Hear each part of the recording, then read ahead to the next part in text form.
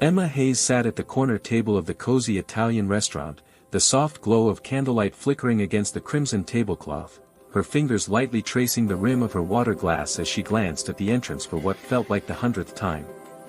She didn't want to be here.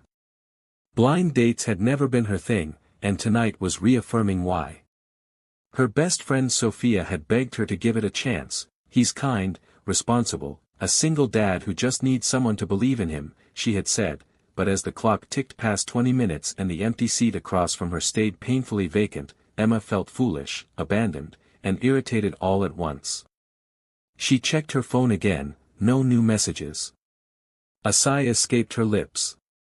Just as she reached for her purse to leave, the door swung open and a tall man with windswept dark hair hurried in, cheeks flushed, tie slightly crooked, panic in his eyes.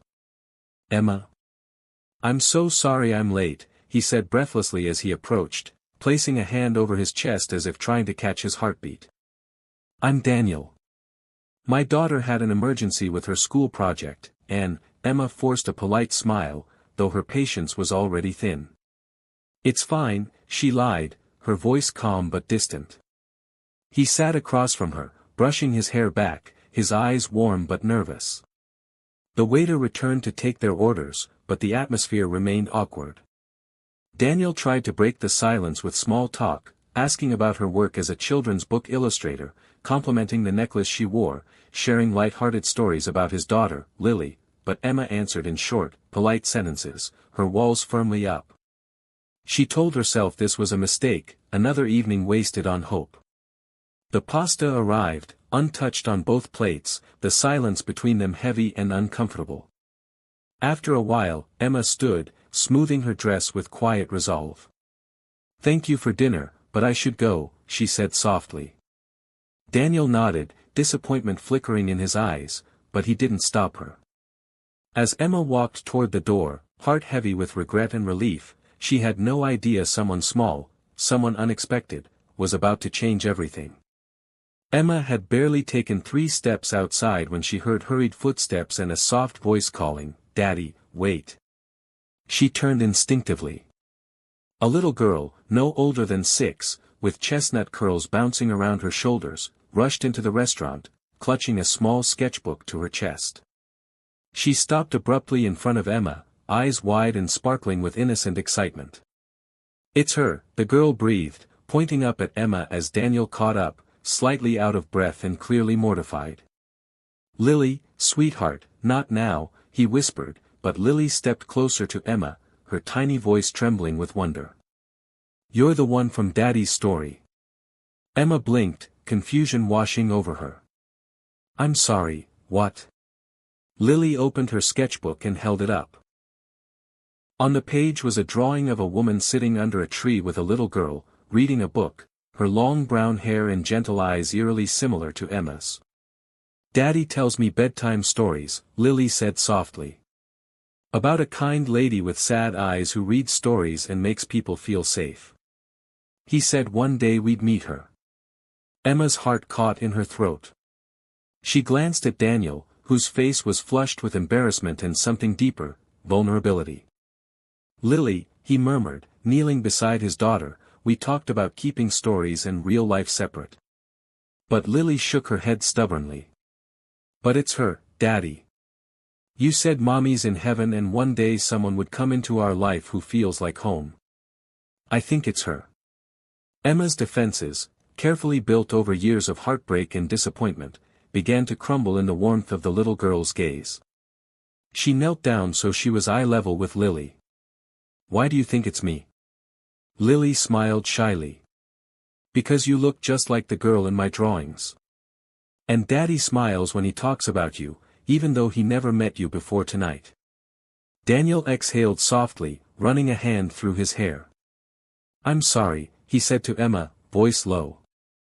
"I never meant for her to," but Emma shook her head, her voice unexpectedly gentle. "It's okay." She stood, torn between walking away and staying just a moment longer. And that was when everything shifted, not because of a man, but because a little girl believed she was part of their story.